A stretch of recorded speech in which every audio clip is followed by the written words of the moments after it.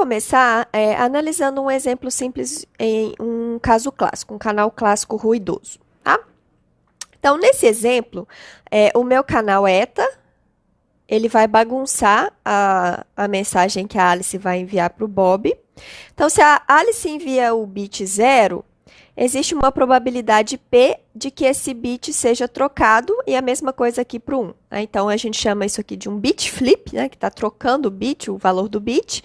E eu tenho um bit flip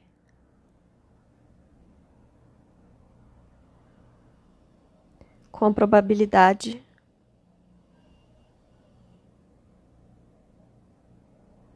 P. Ok? E é claro que quanto maior P, menos confiável é o canal, e isso vai diminuir a taxa com que a gente consegue enviar informação através dele. Então, quanto menor for o P, maior vai ser a taxa com que a gente consegue comunicar através desse canal. Ok, então eu quero saber quanta informação pode ser transmitida de maneira confiável através desse canal. Tá? Então, agora, para a gente codificar a informação, a gente vai usar sequências de bits ou blocos de bits para codificar a informação. Tá? E o que a gente quer é exigir que a probabilidade de erro vá para 0 se o tamanho do bloco vai para infinito. Bom, para mostrar aqui qual é a maior taxa possível, a gente vai usar um método de codificação que é chamado de codificação aleatória, que não é prático, tá? Ninguém usa isso aqui para se comunicar na vida real, mas é uma maneira de codificar a informação, de usar o canal, que permite provar qual que é a maior taxa possível no caso clássico, e no caso quântico também a gente vai ver que é parecido, tá? Então, vamos supor que eu quero enviar NR bits de informação usando o canal N vezes. Então, esse R, ele em geral vai ser menor do que 1, e a gente vai ver que o valor máximo para o R depende do erro que o canal introduz na informação que eu estou enviando através dele. Então, agora a gente está considerando o caso clássico, tá? Eu estou enviando bits de informação. E agora eu quero saber qual que é o maior valor possível para R, para esse exemplo do canal que a gente viu antes, que é chamado canal binário simétrico, tá? Por causa da simetria que eu tenho aqui em relação ao que o canal faz com os bits 0 e 1. Ok. Então, eu vou introduzir agora uma outra distribuição de probabilidade, Q1 menos Q, que é a distribuição de probabilidade com que a Alice vai introduzir os bits 0 e 1 no canal. Então, com probabilidade Q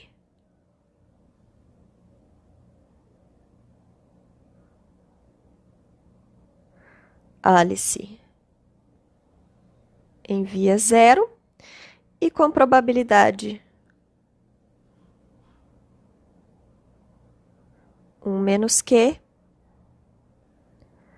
Alice envia o bit 1. Tá? Então, eu tenho duas distribuições de probabilidade aqui, cuidado para não confundir. Essa distribuição de probabilidade Q1 menos Q, que é a escolha da Alice para o que ela vai enviar através do canal. Então, essa distribuição aqui, ela determina como a Alice vai usar o canal. E a gente tem a distribuição P1 menos P, que é a ação que descreve a ação do canal num bit específico. Tá? Ok, então a gente vai usar 2 elevado a NR sequências, que tem esse formato aqui. Então, cada sequência tem N bits, mas eu tenho no total 2 elevado a NR, aqui deveria ser um R maiúsculo, tá? Para manter a notação igual estava antes. E eu vou escolher essa sequência aqui com probabilidade, cada elemento dessa sequência é igual a 0 com probabilidade Q, e igual a 1 com probabilidade 1 menos Q. Tá? Então, eu sorteei aleatoriamente 2 elevado a NR sequências seguindo essa distribuição de probabilidade aqui. Tá? E se esse R é escolhido adequadamente, essas sequências poderão ser distinguidas com probabilidade alta, mesmo após a ação do canal. tá? Então, agora vai entrar probabilidades aqui para essa coisa dar certo, tá? Então, o que eu quero aqui é mandar uma dessas sequências e eu quero que o Bob, no final, lá do outro lado, consiga distinguir qual foi a sequência que eu mandei aqui, que é que a Alice enviou para ele. É claro que com essa maneira de codificar, a gente poderia dar azar, né? A gente está sorteando essas sequências aqui aleatoriamente. Eu poderia sortear 2 elevado a NR sequências iguais, né? Existe a chance de acontecer isso. Mas aqui o importante é que a probabilidade disso acontecer é muito, muito, muito pequena. Então, o que a gente vai aqui analisar, qual é a probabilidade, quais são as probabilidades ou qual é a chance do Bob conseguir distinguir essas duas elevado a NR sequências lá no final do canal. E o que a gente vai ver é que se o R for escolhido de maneira adequada, a chance do Bob distinguir entre essas 2 elevado a NR mensagens é grande, tá? Bom, então, vamos chamar a sequência de bits que a Alice vai enviar de X, né? Então, esse X aqui é uma sequência de bits. Cada um desses bits vai ser enviado através do canal ETA, então, no final das contas, o Bob vai receber uma sequência Y, que é a ação do canal em cada um dos elementos da sequência X, né? Então, o Y vai ser Y1, Y2, até YN, em que YI é eta de XI. Ok, então agora, para esse canal binário simétrico, vamos ver qual que é mais ou menos a cara da sequência Y que o Bob vai receber lá do outro lado. Bom, então vamos lembrar que o canal ETA faz é fazer um bit flip com probabilidade P. Então, se eu estou enviando uma sequência com N bits, a probabilidade maior é de que aconteçam N vezes P bit flips, tá? Então, se a gente olhar para qual que é a diferença entre a sequência X e Y, que com grande probabilidade a sequência Y vai ser igual à sequência X, exceto N vezes P bits que foram trocados, tá? Então, a gente vai usar essa distância aqui, que é chamada distância de Hamming, que é simplesmente o número de bits, ou o número de posições onde os bits são diferentes entre as sequências X e Y. E para esse canal binário simétrico, especialmente se o N for grande, a gente espera que da ordem de N vezes P bits sejam diferentes, né? Então, aconteceram N vezes P bit flips. Ok. Então, agora, vamos fazer no espaço de todas as sequências, vamos fazer uma esfera com centro em X e com raio igual a NP, em que a distância é calculada utilizando essa distância de Hamming, tá? Então, eu tenho aqui uma esfera de centro X e todas as outras sequências dentro dessa esfera têm a distância de Hamming menor ou igual a NP. Então, a gente espera que com probabilidade alta, Y vai estar dentro dessa esfera de centro X e raio NP. Então, essa esfera está desenhada aqui. Então, aqui no centro eu tenho a sequência X. O raio dessa esfera calculado com a distância de Hamming é NP. Então, todas as sequências que estão aqui dentro, elas diferem de X por, no máximo, NP bits. Ok, então agora eu vou repetir o procedimento para todas essas sequências e eu vou obter 2 elevado a NR esferas dentro do espaço de sequências, tá? Então, para cada sequência X, então a Alice tem 2 elevado a NR sequências e cada uma delas é o centro de uma esferinha desse tipo aqui. Tá? Então, eu vou ficar no final das contas, dentro do espaço de todas as sequências, com 2 elevado a NR esferinhas desse tipo. Bom, então agora, qual que vai ser a estratégia que o Bob vai usar para decodificar a mensagem, tá? Ao receber o Y, o Bob vai verificar se o Y pertence a uma dessas esferas. Se o Y pertence a uma dessas esferas, essa esfera tem um centro, que é uma das mensagens da Alice, então ele vai decodificar a mensagem como sendo a sequência que está no centro da esfera, ok? Se a sequência que ele recebeu não está em nenhuma dessas esferas, o Bob vai dizer que aconteceu um erro, mas essencialmente isso aqui vai acontecer com probabilidade bem baixa, tá? Agora, se as esferas não se interceptam, existe uma grande chance da decodificação do Bob ser bem sucedida, né? Mas se essas esferas se interceptam, o Bob vai ficar na dúvida se ele recebeu uma mensagem x1 ou se ele recebeu uma mensagem x2, se a esfera com centro em x1 e a esfera com centro em x2 tem uma interseção grande. Ok, então, essencialmente o que a gente precisa verificar aqui é quando a interseção entre essas esferas é pequena. A interseção dessas esferas começa a ficar significativa quando o número total de sequências dentro de todas essas esferas se aproxima do número de sequências típicas, tá? Então, a gente vai ter uma coisa desse tipo aqui. Esse número é o número total de esferas. E esse número aqui é o número, aproximadamente, o número de sequências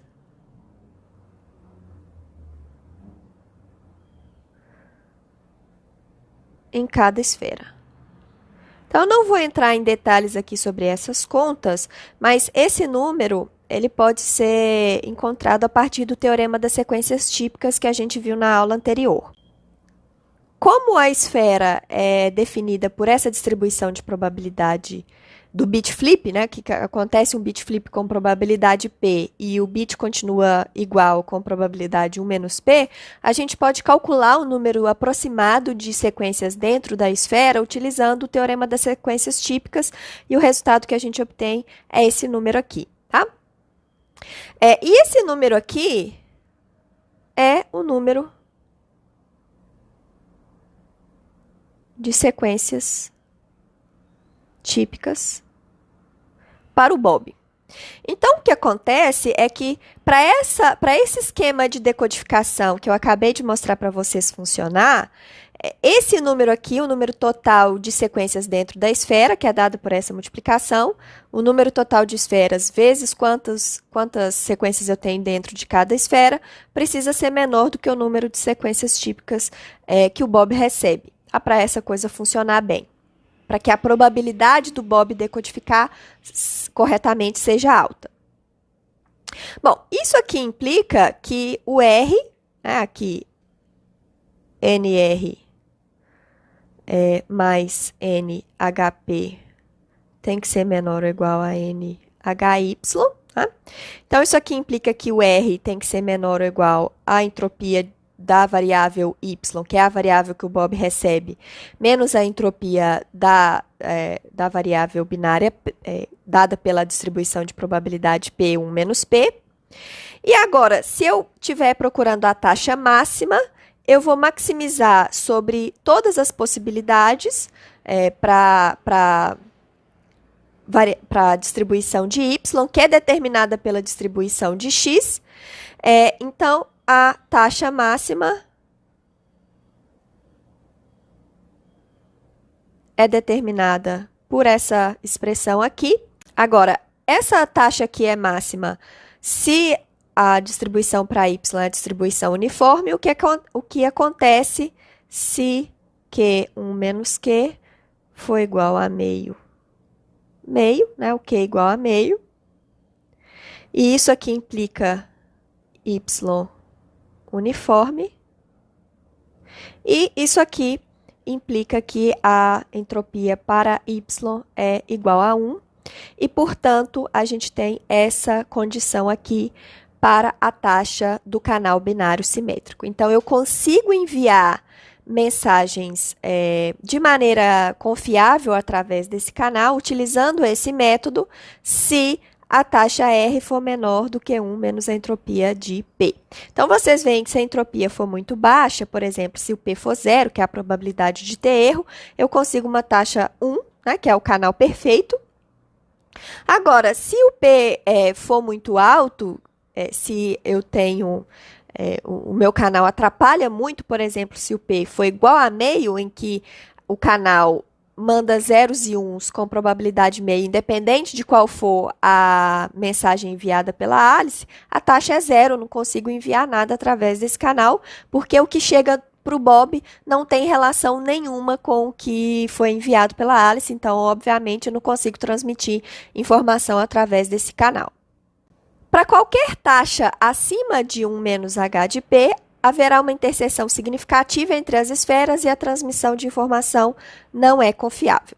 Eu não vou entrar em detalhes aqui, mas é possível provar formalmente todos esses resultados, que mostra que a maior taxa com que a gente pode enviar informação através do canal binário simétrico é 1 menos h de P. Vamos ver, então, qual que é a taxa máxima com que a gente consegue transmitir informação de maneira confiável através do canal binário simétrico com a entropia da distribuição P, 1 menos P. Então, a gente acabou de ver que a taxa máxima é 1 menos H de P. E vamos lembrar aqui como é H de P. Então, H de P é assim. Então, eu tenho aqui um máximo quando P é meio. Então, aqui é H de P e aqui é P. E eu tenho H de P igual a zero quando P é zero ou quando P é 1. Bom, então vamos ver aqui o que acontece quando P é zero. Quando P é zero, o bit 0 é enviado em 0 e o bit 1 é enviado em 1. E, portanto, o canal é perfeito. Toda a informação que é enviada pela Alice chega exatamente igual do lado do Bob. E, portanto, a taxa R é igual a 1. Tá? Agora, se P for igual a 1, o bit 0 vai em 1 e o bit 1 vai em 0. Então, o canal não é a identidade, mas o que ele faz é simplesmente trocar quem é 0 e quem é 1. E o canal desse tipo, você sempre consegue recuperar a informação, porque se o Bob recebeu o bit 1, ele sabe que a Alice enviou o bit 0, e se ele recebeu o bit 0, ele sabe que a Alice enviou um bit 1. Então, ele consegue decodificar a mensagem, e aqui, de novo, a taxa R é igual a 1. Mas o que acontece se P for igual a meio? Se P for igual a meio, o Bob pode enviar 0 e com probabilidade igual, a Alice pode enviar 0 e com probabilidade igual, o Bob vai receber 0 ou 1 e a mesma coisa para o 1. Então, se o Bob recebeu 0, ele não tem a menor ideia se foi enviado 0 ou 1. Existe uma probabilidade igual da Alice ter enviado 0 ou ter enviado 1. A informação enviada pela Alice ela é completamente apagada pelo canal e o que o Bob recebe não tem correlação nenhuma com o que foi enviado.